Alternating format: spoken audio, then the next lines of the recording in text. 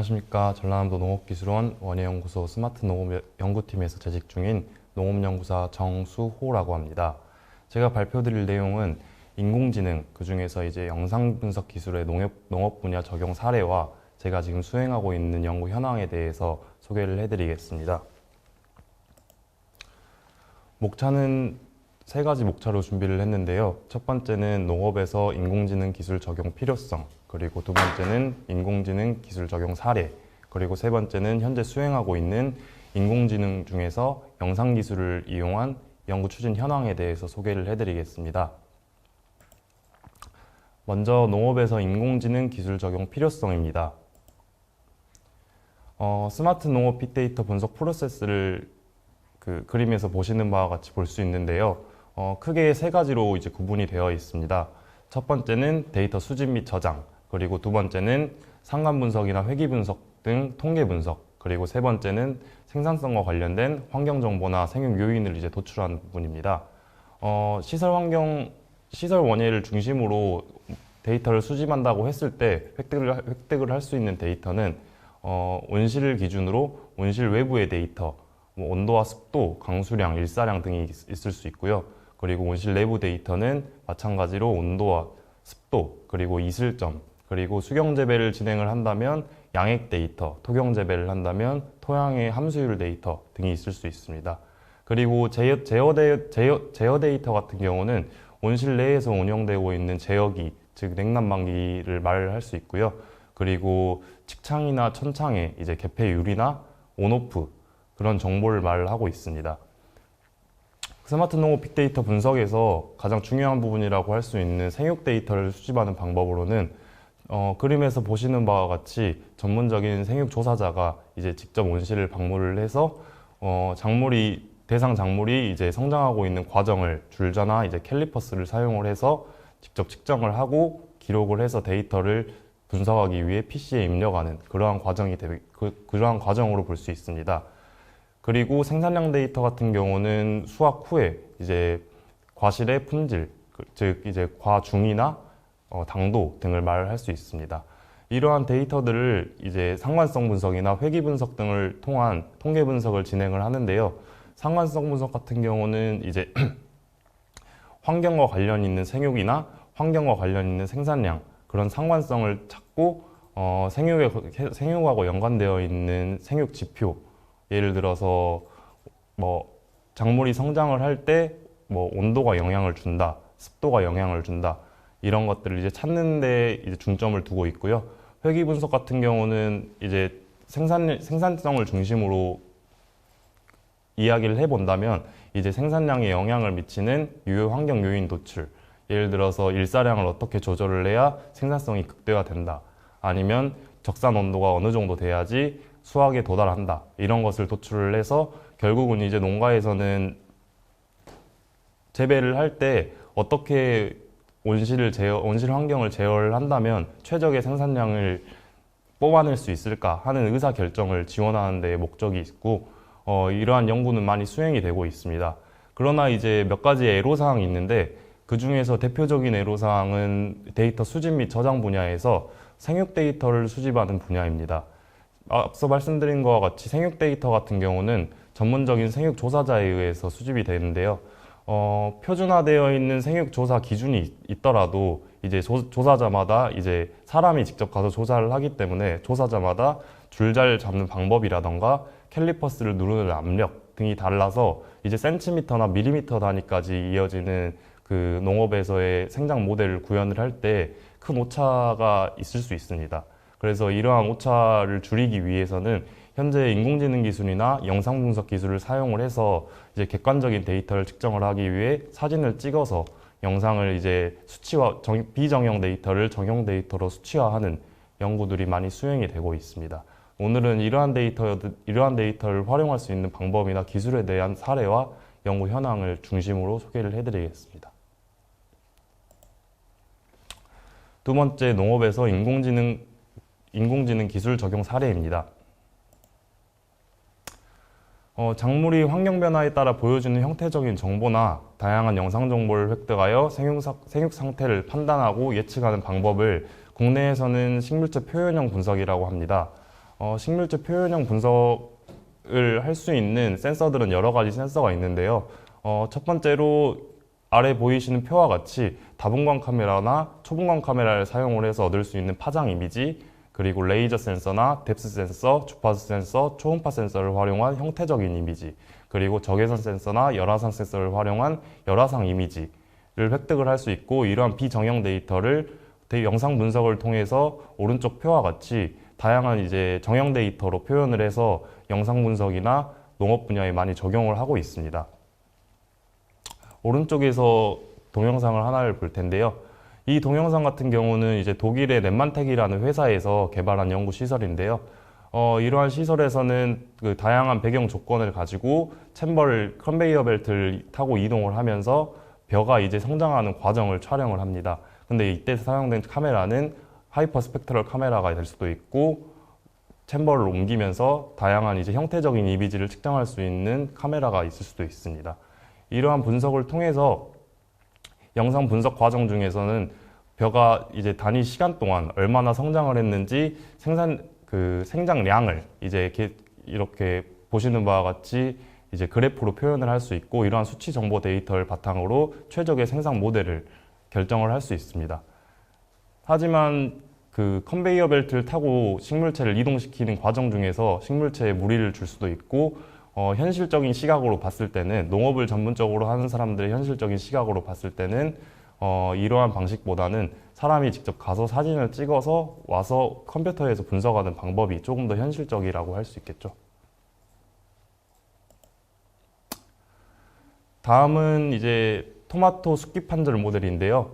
이 부분은 이제 RGB 영상을 통해서 색깔을 라벨링을 하고, 라벨링된 데이터를 딥러닝 모델을 통해서 학습을 시켜서 토마토 수학 로봇이 향후에 이제 만들어진다면 거기에 적용할 수 있는 모델을 만들어내는 연구를 수행을 한 내용입니다. 간단하게 소개를 해드리면 색차계를 이용을 해서 토마토의 숫기에 따라서 다음과 같이 12개의 단계로 토마토를 분류를 해놨습니다.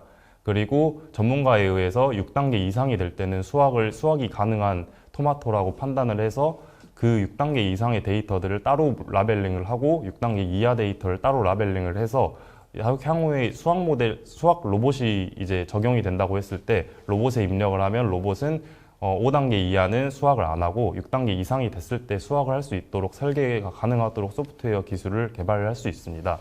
그리고 이와 더불어서 앞서 말씀드린 대로 이제 형태적인 이미지를 측정을 할 수 있으면 형태적인 이미지로 길이를 측정을 할 수 있는데요. 길이를 측정을 할 수 있다는 것은 과일의 경우 과장과 과폭을 측정할 수 있다는 건데, 과장과 과폭을 이용을 한다면 과일의 무게를 충분히 예측을 할 수 있습니다. 그래서 그러한 결과가 이제 오른쪽에 보이시는 표를 말을 하는데, 여기 표는 이제 앞선 그 그림과 같이 이제 미숙과와 그리고 수확이 가능한과를 분류를 해서 과중 추정 모델을 개발을 했습니다. 과중 추정 모델의 정확도는 미숙과인 경우 약 92%, 수학과인 경우 약 97%의 높은 정확도를 보여주고 있습니다. 이러한 부분을 통해서 수학 로봇을 만약에 만든다고 한다면 과중을 통해서도 수학을 할 수가 있고 색깔을 통해서도 수학을 할 수 있다는 두 가지의 조건이 확립이 되게 됩니다. 다음은 이제 미국 플로리다 대학에서 연구한 결과를 소개를 해드릴 텐데요. 플로리다 대학에서는 딥러닝 기술 기반 오렌지 분류 연구를 수행을 했습니다.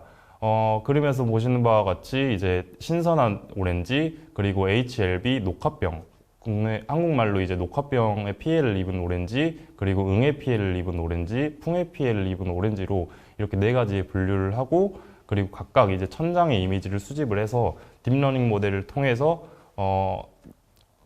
학습을 시켰습니다. 그러한 학습을 시킨 데이터의 정확도의 결과는 신선한 오렌지를 분류를 할 수 있는 정확도는 100%가 나왔고, 녹화병 피해를 입은 오렌지는 89.7%, 응애 피해를 입은 오렌지는 94.7%, 풍해 피해를 입은 오렌지는 88.9%라는 높은 정확도를 보여주었고요. 그리고 여기 컨소시엄에서는 이러한 소프트웨어적인 연구 결과뿐만 아니라 하드웨어도 개발을 했습니다.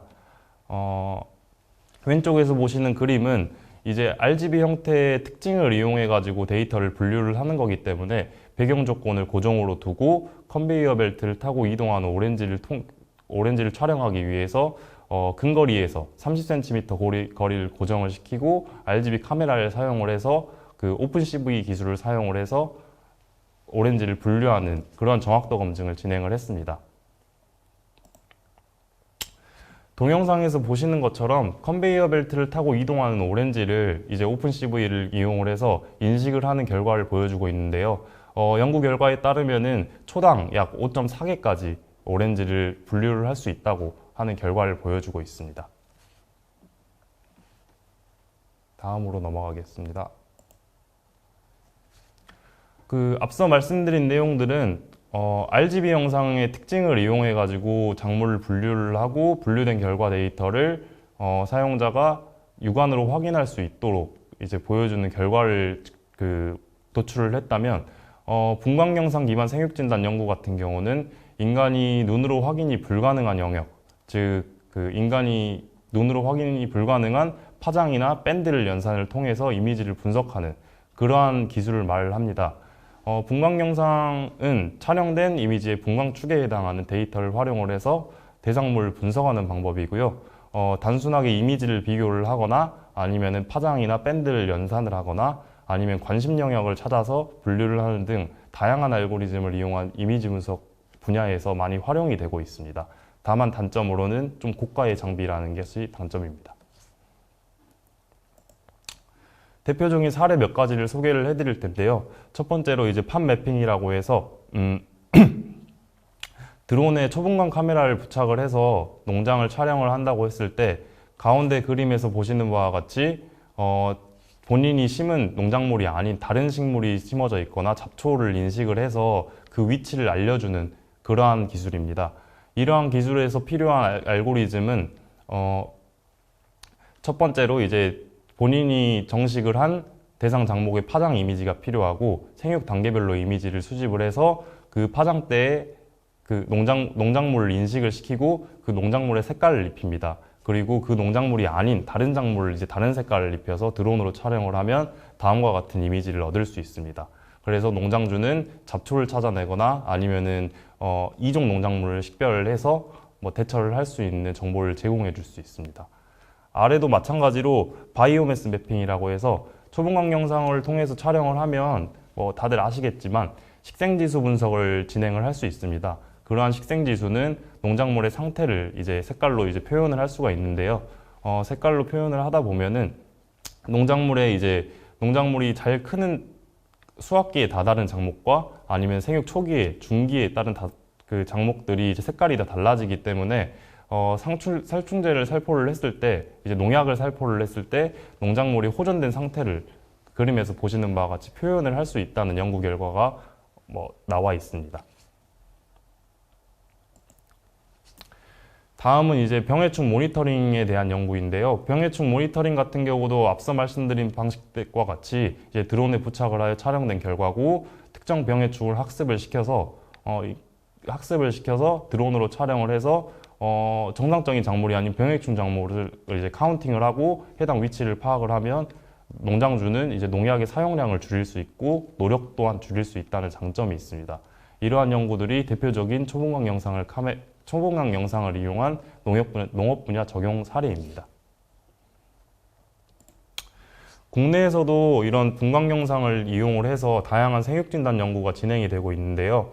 오른쪽 위에서 보시는 그 다양한 병의 병증에 대한 데이터를 현재는 많이 수집을 하고 있는 단계고, 최근 국내에서는 이제 분광 영상과 RGB 영상을 매핑을 하는 연구를 수행을 하고 있습니다. 왜냐하면 초분광 카메라는 현재는 이제 비교적 많이 저렴해졌다고는 하지만 아직 실제로 사용을 하기에는 다소 고가라는 단점이 있기 때문에 분광 영상을 촬영을 해서 병증 초기에 인간의 눈으로 확인할 수 없는 병증 초기의 데이터를 확보를 하고 그 초기의 데이터의 파장과 RGB 영상을 매핑을 해서 향후에는 RGB 영상으로 촬영을 해도 그 병증 초기의 작목을 분류를 할 수 있도록 하는 기술에 대한 연구를 많이 진행을 하고 있는 것으로 알고 있습니다. 예, 앞서 말씀드린 영상 분석 기술이 이제 대부분의 인공지능 기술을 결합한 농업 분야 적용 사례고요. 저희 농업기술원 또한 이제 인공지능이나 영상기술을 활용을 해서 다양한 연구를 추진하고 있는데 그 중에서 제가 수행하고 있는 연구 추진 현황에 대해서 설명을 해드리겠습니다. 저희는 처음에 처음 부분에 말씀드렸듯이, 스마트 농업 빅데이터 분석을 할 때 가장 중요한 부분이나 애로사항이 이제 생육조사를 통해서 생육 데이터를 수집하는 부분이라고 말씀드렸는데, 이러한 부분을 영상기술을 이용해서 충분히 자동화를 할 수 있겠다라는 데에서 고안이 돼서 이미지 분석 기반 과체류 생육 진단 및 품질 분류 기술 개발이라는 주제로 2019년부터 과제를 수행을 했습니다. 전체적인 과제 구성은 그림에서 보시는 바와 같이 생육조사자가 이제 줄자로나 캘리퍼스를 이용을 해서 생육조사를 하고 컴퓨터에 입력하는 거를 뎁스 카메라와 그리고 딥러닝을 이용한 식물체를 인식할 수 있는 소프트웨어를 이용을 해서 생육조사자는 줄자와 캘리퍼스가 필요 없이 카메라 하나만 들고 본인이 원하는 작물에 가서 사진을 촬영을 하면 자동으로 길이가 측정되고 서버로 넘어가서 데이터 분석을 사무실에서 진행을 할 수 있는 그런 방법을 고안하고자 이러한 과제를 수행을 하게 되었습니다. 멜론을 기준으로 보았을 때 카메라를 이용을 한다면 멜론의 과일의 과장과 과폭이 자동으로 계측이 됩니다. 그러면 앞서 토마토의 사례와 마찬가지로 과장과 과폭을 측정할 수 있으면 과증을 예측할 수 있고, 그리고 다양한 이미지 분석 방법을 통해서 네트계의 멜론은 네트의 밀도까지 추정을 할 수 있을 것으로 생각이 되고 있습니다. 그리고 환경 데이터와 결합을 한다면 수확 예정일이나 수확과 크기 예측값이 충분히 도출이 될 수 있습니다. 이러한 기대를 가지고 연구를 수행하였습니다. 뎁스 카메라에 대해서 간단하게 소개를 해드리겠습니다. 저희가 사용한 뎁스 카메라는 인텔에서 개발한 D415라는 모델인데요. 이 모델은 게임기에서 많이 사용되는 TV 위에 비춰서 사용하는 그러한 카메라입니다. 이 카메라를 사용한 이유는 첫 번째는 가격입니다. 저희가 연구를 열심히 해서 결과를 좋게 뽑아내도 가격이 맞지 않으면 농가에서는 사용할 수가 없기 때문에 비교적 저렴한 카메라를 사용을 했고, 그리고 성능 검증을 통해서 충분히 가능하다는 가능성을 받았습니다. 뎁스 카메라의 원리로는 하나의 적외선 센서와 하나의 RGB 센서, 그리고 두 개의 뎁스 센서가 들어가는데요. 뎁스 센서의 원리를 간단하게 설명을 해드리면, 뎁스 센서 같은 경우는 이제 인간의 눈의 원리라고 생각을 하시면 되는데, 인간의 눈은 한쪽 눈을 감으면 이제 원근감을 찾기가 좀 어려워집니다. 그러한 방식으로 두 가지의 뎁스 센서를 통해서 이 두 가지의 뎁스 센서의 거리 차이를 이용을 해서 측정하고자 하는 식물체의 길이와 폭을 측정을 할 수 있습니다. 이러한 방식을 스테레오 비전 방식이라고 하고 있습니다. 이러한 뎁스 센서와 이미지 분석 소프트웨어를 이용을 해서 기관을 계측하는 과정을 5가지의 단계로 분류를 했는데요. 첫 번째는 이미지 수집. 멜론뿐만 아니라 이 밖의 과체류를 기관별로 이미지를 수집을 합니다. 스마트폰 카메라를 사용할 수도 있고 뎁스 카메라에 부착된 RGB 영상을 이용해서 수집을 할 수도 있습니다. 그리고 두 번째는 인공지능 학습. 저희가 사용한 학습 모델은 오픈소스에 기반한 패스트 RCNN 모델, 그리고 마스크 RCNN 모델을 사용을 했고, 학습 횟수는 약 100만 회 정도를 학습을 시켰습니다. 그리고 활용한 프로그램은 파이썬에 기반한 텐서플로우라는 프로그램을 사용을 하였습니다. 그리고 세 번째, 기관 분류. 이제 사용자가 과체류를 촬영 시 각 기관별로 분류가 얼마나 이제 정확하게 인식이 되고 박스 형태로 채워지는지에 대한 정확도 검증을 진행을 했고요. 이 정확도 검증이 끝난 후에는 네 번째, 뎁스 카메라 매핑. 뎁스 카메라와 딥러닝을 거쳐서 나온 결과값, 즉 박스 좌표를 뎁스 센서에서 나오는 뎁스 이미지에 매핑을 시켜서 그 박스의 가로 길이와 세로 길이를 뎁스 측정값으로 추출을 했습니다. 이러한 과정 속에서 이제 과일 기준으로는 과장과 과폭, 잎을 기준으로는 엽장과 엽폭을 측정할 수 있습니다.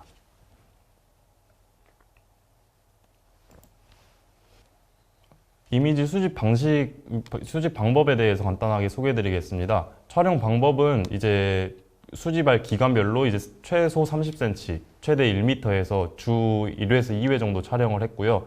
생육 초기 정식 단계부터 수확 단계까지 촬영을 지속적으로 했습니다. 그래서 2019년부터 2022년까지 멜론을 기준으로는 약 3만 장 정도 수집을 해서 DB로 구축을 해놓은 상태고요. 분류할 수 있는 기관으로는 멜론의 잎, 마디, 그리고 잎과 마디 사이에 있는 잎자루인 엽병, 그리고 숫꽃과 암꽃, 그리고 과실이 있습니다. 그리고 그림에서 보시는 바와 같이 폴더 형태로 라벨링을 1차적으로 하고 각각의 이미지에서 마우스 커서로 이제 포인트를 입력을 해서 기관별로, 세부 기관별로 그렇게 분류를 해서 DB로 저장을 해서 딥러닝 학습을 시키는 그러한 과정입니다. 그렇게 학습을 시킨 결과에 대한 내용과 이 학습시킨 데이터들을 어떻게 활용을 할지에 대한 방법에 대해서 말씀드리겠습니다. 앞서 말씀드린 대로 과일과 꽃, 잎, 그리고 엽병, 잎자루라고 할 수 있는 엽병, 마디 이런 식으로 5가지로 분류를 했고요. 과일이나 꽃 같은 경우는 육안으로 봐도 특징이 매우 뚜렷하기 때문에 비교적 적은 양의 데이터를 가지고도 높은 인식 정확도를 보여주었습니다. 하지만 잎 같은 경우는 이제 촬영하는 방향이나 생육 단계별로 크기가 너무 달라지거나 아니면 꼬여있는 부분도 있어서 데이터를 수집하는데도 애로사항이 있었고 인식 정확도를 측정하는데도 애로사항이 있었습니다. 그래서 잎 같은 경우는 현재도 이제 보여지는 잎은 완벽하게 인식을 하지만 카메라에서 좀 어긋나거나 아니면 많이 겹쳐 우거지거나 그런 부분은 아직까지는 100%라고 장담할 수 없는 그런 인식 정확도를 보여주고 있습니다. 그리고 잎자루와 마디는 이렇게 나누어서 수집한 이유는 사실 잎자루에 중점을 두기보다는 마디에 중점을 두고 데이터를 얻으려고 하다 보니까 멜론 같은 경우는 이제 마치 마디처럼 생긴 잎자루가 이제 있기 때문에 인식 정확도를 마디를 기준으로 측정을 한다고 하면 잎자루도 마디로 이제 가져오는 경우가 있었습니다. 그래서 따로 이제 잎에서 내려나온 줄기를 잎자루라고 인식을 시키고 학습을 시켜서 현재는 이제 마디와 잎자루는 뭐 100%는 아니지만 약 90%의 정확도로 분류를 할 수 있습니다. 이러한 데이터를 보았을 때 활용할 수 있는 방법은 과일 같은 경우는 앞서 말씀드린 대로 뎁스 카메라를 이용을 해서 과정과 가폭을 계측을 할 수 있고 그에 따라서 과중에 대한 예측 결과값을 얻을 수 있습니다. 꽃 같은 경우는 꽃의 숫자를 측정을 해서 생육 상태를 파악을 할 수 있고 측지 제거 로봇을 도입을 한다면 로봇이 인식을 하는 데 도움을 줄 수 있을 것으로 기대되고 있습니다. 잎 같은 경우도 과일과 마찬가지로 장과 폭을 이제 자동으로 계측을 해서 연면적을 이제 예측을 할 수 있고요. 그리고 마디 같은 경우는 각각의 마디 길이의 합산으로 이제 식물체의 초장을 예측을 할 수 있다는 기대 효과가 있습니다.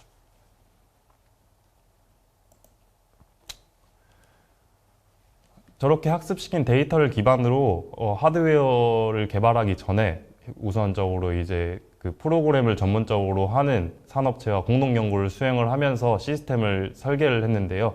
시스템 구성은 대표적으로 이제 뎁스 카메라와 그리고 뎁스 카메라를 꼽아서 운영할 수 있는 태블릿 PC 그리고 이미지 분석 서버 이런 식으로 구성이 되고요. 초기에는 멜론 이미지를 약 8,500장 정도 수집을 했을 때 초기 프로그램이 나왔고 그 프로그램의 지속적인 펌웨어 업데이트를 통해서 현재는 그 보시는 그림과 좀 다른 형태의 프로그램으로 이제 그 업데이트가 많이 되었습니다. 그러한 내용은 뒤에서 설명을 해드리겠습니다.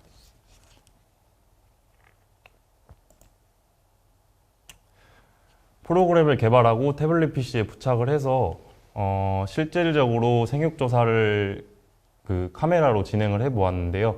초창기에는 정확도가 너무 낮아서 카메라를 이제 바꿔볼까도 생각을 많이 했는데 카메라의 사양을 자세하게 살펴본 결과 이제 촬영 거리에 따라서 측정 정확도가 좀 다르다는 이제 사양표를 봤습니다.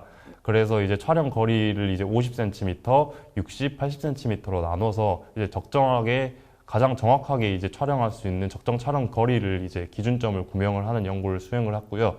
그리고 결과값으로는 50에서 60cm 이내에서 촬영을 하는 것이 2019년에는 90%의 정확도, 그리고 2022년에는 데이터 수집이 많고, 그리고 이미지 개수도 많고, 학습되어 있는 데이터도 많고, 카메라 캘리브레이션을 통해서 카메라 사양까지도 이제 올라가가지고, 현재는 약 멜론 과일을 기준으로는 거의 100%라고는 할 수 있는데,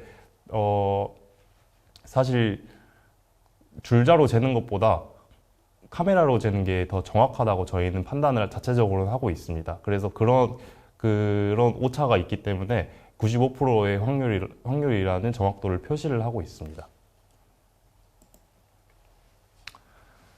그리고 앞선 사례처럼 멜론도 이제 과 크기를 계측을 할 수 있으면 과중도 충분히 예측을 할 수 있겠다라는 판단이 서서 이제 과 크기와 과중의 상관관계를 분석을 했습니다. 예상한 대로 높은 상관 결과를 보여주었고요. 과 크기의 결정 방법은 흔히들 많이 상용화되고 있는 넓이를 측정할 수 있는 공식, 그리고 부피 측정 공식, 그리고 구부피 측정 공식을 활용을 했습니다. 여기에 과장과 과폭을 대입을 해서 과중과의 이제 상관성 분석을 했고요. 가장 예측 정확도가 높은 지표로는 과장과 과폭의 제곱을 곱해서 과중과 상관성을 분석을 하는 게 약 92%의 초기 정확도를 보여주었고요. 그리고 조사주를 좀 늘렸습니다. 조사주를 최대한 320과 정도를 늘려서 해당 모델에 이제 투입을 해본 결과 약 98%의 높은 정확도를 보여주었습니다. 다음은 이제 적정 촬영 거리를 기준으로 실제로 실측값 대비 과장과 과폭 계측 정확도를 구명하는 연구를 2020년부터 작년 연말까지 이제 수행을 했고요. 멜론의 크기별로 320가를 기준으로 측정 정확도를 분류를 해봤는데, 계측을 해봤는데, 실측치와 그리고 이미지를 통한 계측치의 정확도 차이는 보시는 표와 같이 과장 기준으로는 정확도는 99.7%, 표준 편차는 1.1%, 과폭은 98.9%, 표준 편차는 1.8%의 아주 높은 정확도를 보여주었습니다. 이러한 결과로 미루어 보았을 때 현재 캘리퍼스나 줄자를 사용하지 않고 카메라만 이용을 해서 한 사람이 측정을 하고 한 사람이 적는 그런 방식이 아닌 한 사람이 가서 촬영을 해서 바로 결과를 뽑을 수 있는 그러한 노동력 절감 효과를 기대할 수 있습니다.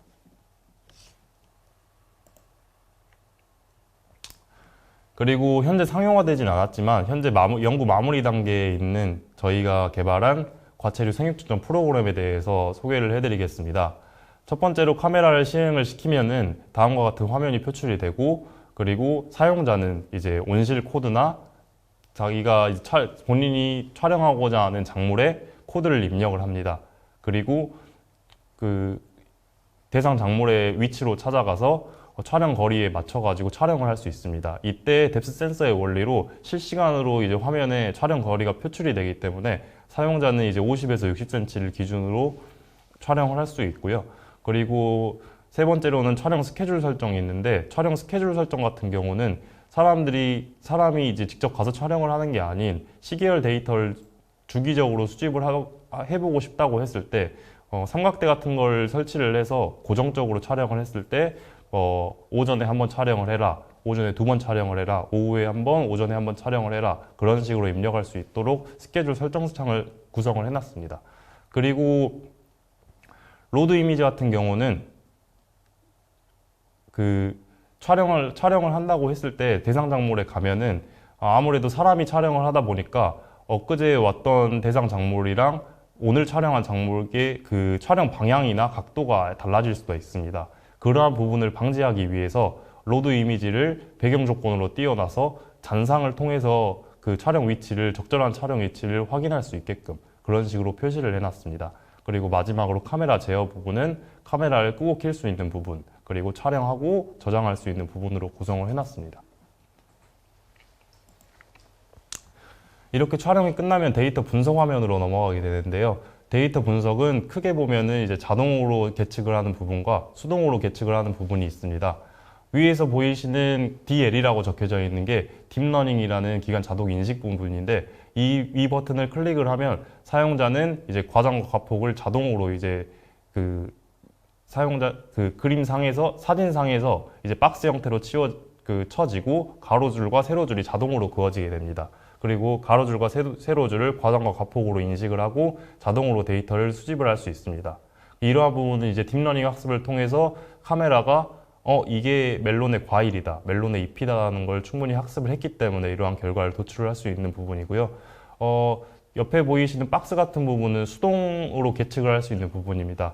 이 부분은 이제 학습되지 않은 기관, 아니면 아예 다른 작물을 측정을 한다고 했을 때는 딥러닝을 누르면은 그 작물이 어떤 작물인지 찾아올 수가 없기 때문에 측정이 불가능합니다. 그러한 부분을 방지하기 위해서 박스를 클릭을 하면 마우스 포인트로 박스를 그을 수 있고 그 박스 내에서 마우스 포인트 투 포인트 방식으로 장과 폭을 수동으로 직접 잴 수 있습니다. 이러한 부분을 세이브나 딜리트를 통해서 저장을 하고 삭제를 할 수 있습니다. 다음은 이러한 분석 데이터 결과값을 조회하는 부분인데요. 많은 데이터 조회 방식과 마찬가지로 일자별로 데이터를 조회를 할 수가 있고, 조회 일자를 누르고 아래에 보이시는 표를 이제 선택을 하면 해당 날짜에 수집되어 있는 그림과 과장과 가폭이나 뭐 엿장, 엿폭, 마디 길이 폭 이런 식으로 화면에 표출이 되고, 사용자가 원치 않으면 이 자리에서 삭제를 할 수 있고, 수정을 원하면은 수정도 가능합니다. 그리고 조회를 이제 그 시계열 데이터 방식으로 조회를 할 수도 있는데요. 이러한 방식은 이제 사용자가 온실 코드랑 해당하는 작물 코드를 입력을 해서 들어가면 다음과 같이 이미지 상으로도 시계열 이미지 데이터가 표출이 되고, 그리고 그래프 상으로도 과장과 가폭에 대해서 시계열 그래프로 표출이 되게 됩니다. 이러한 데이터들은 이제 텍스트 데이터 형태로 엑셀 형태로 다운로드를 받을 수 있는 기능까지 포함을 하고 있습니다.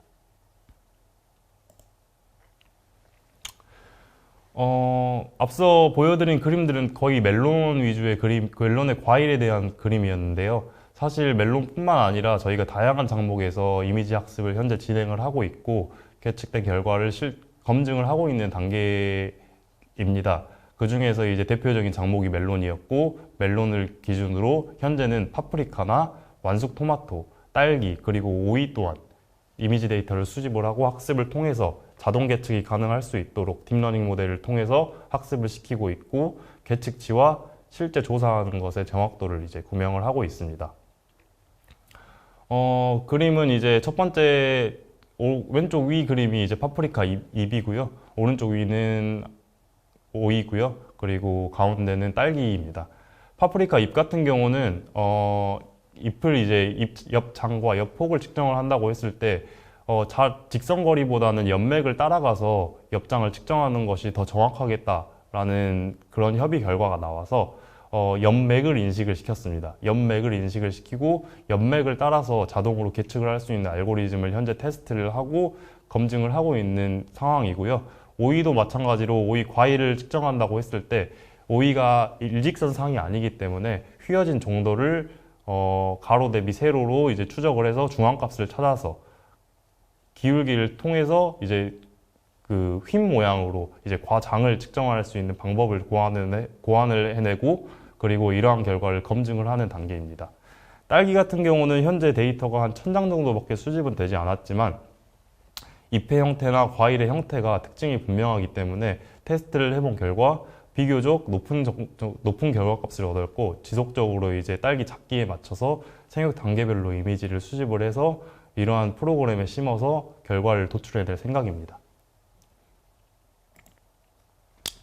다음은 이제 이러한 프로그램을 활용할 하드웨어적인 부분인데요. 이러한 하드웨어적인 부분은 저희 기관 안에서 이제 해결할 수 없는 부분이기 때문에 다양한 이제 로봇 회사, 자율주행 전문 회사, 그리고 전문 소프트웨어 회사, 그렇게 산업체와 연구 컨소시엄을 이루어서 추진을 하고 있습니다. 현재는 이제 그림에서 보시는 바와 같이 고정형 장치, 그리고 저상 로봇, 고상 로봇, 그리고 저희가 지금 현재 수행하고 있는 휴대용 생육 측정 장치를 활용을 한 하드웨어를 개발을 하고 있습니다. 먼저 휴대용 생육 측정 장치를 소개를 해드리겠습니다. 하드웨어 구성 자체는 이제 앞서 말씀드린 대로 LCD 패널이 있고, 뒤쪽으로는 이제 뎁스 측정 카메라와 뎁스 카메라 위쪽에 보이시는 것은 열화상 측정 카메라입니다. 식물체의 표면 온도를 함께 이제 수집을 할 수가 있다는 기능인데요. 이러한 열화상 측정 카메라를 적용한 이유는 식물체를 측정을 했을 때 주변 환경과 식물체의 온도까지 측정을 할 수 있다면 생육 진단에 더욱 유리할 것이라고 판단을 해서 추가로 부착을 한 상태고요. 그리고 다양한 박람회를 통해서 전시를 하고 홍보를 많이 진행을 했습니다. 결론적으로 봤을 때는 이제 인간이 가서 생육 측정을 하는 것도 현재에 비해서는 많은 노동력이 감소가 되고 많은 노력이 감소가 되지만 미래에는 이제 인간이 직접 가서 측정하는 게 아닌 생육조사도 환경 데이터처럼 자동으로 센서가 수집이 돼서 사람은 이제 원격으로 데이터만 볼 수 있는 그러한 방식으로 진행이 돼야 된다고 생각을 합니다. 그러한 부분에서 저희는 이제 로봇형 방식으로 생육 측정 장치도 개발해 놓은 상태고요. 현재는 이제 로봇 측정 장치의 카메라는 앞서 설명드린 휴대용 장치와 일맥상통하고요. 그리고 여기에 이제 작업용 대차, 그리고 텔레스코픽 액추에이터, 그리고 배터리 이런 걸 사용을 해서 자동으로 이제 좌표를 입력을 하면 로봇은 해당하는 작물에 가서 사진 촬영을 하고 스케줄에 맞춰서 하루에 한 번 또는 하루에 두 번 이런 식으로 측정을 하고 제자리에 돌아와서 무선으로 충전하는 그러한 방식으로 이제 구성이 돼서 시험 운영을 하고 있는데 온실 내에서 기계를 사용을 하다 보니까 사실 농약 문제라던가 아니면은 과습으로 인한 문제가 있어서 이러한 부분은 좀 애로사항이 많이 있어서 현재까지는 연구개발 단계에서 열심히 노력해서 수집을 하고 있습니다. 데이터를 수집을 하고 지속적으로 보완해 나가고 있습니다. 마지막으로 현재까지 개발된 로봇형 생육측정 장치의 동영상을 보시면서 마무리를 하겠습니다. 로봇형 생육측정 장치는 현재 저희 기술원 내에서 운영을 하고 있고 동영상은 실제 로봇이 아닌 그 애니메이션 형태로 저희가 편집을 해서 동영상을 제작을 했기 때문에 실측치와는 좀 다르지만 현재는 이 로봇형 측정 장치보다는 조금 더 고도화되어 있는 장치를 직접 오시면은 확인을 할 수 있을 겁니다.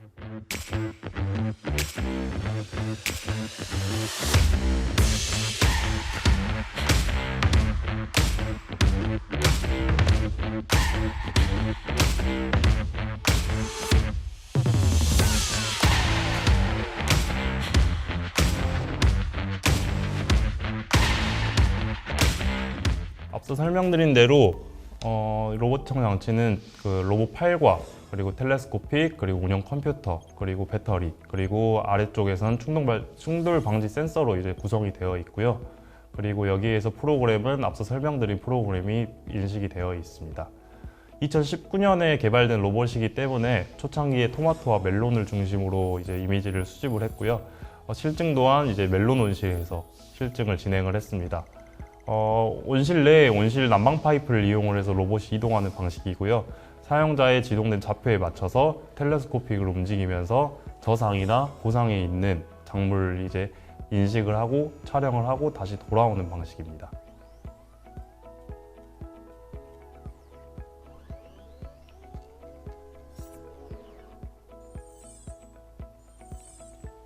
이러한 방식을 통해서 멜론뿐만 아니라 현재는 다양한 작목에서 이제 장과 폭을 이제 잴 수 있고 그 데이터는 무선으로 이제 서버로 옮겨져서 사용자는 데이터 분석을 생육조사가 필요 없이 진행을 할 수 있게 됩니다.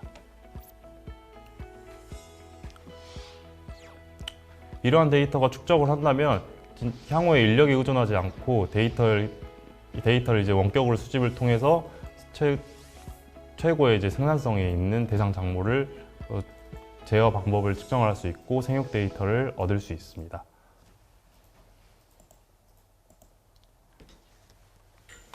예, 이상으로 발표를 마치겠습니다.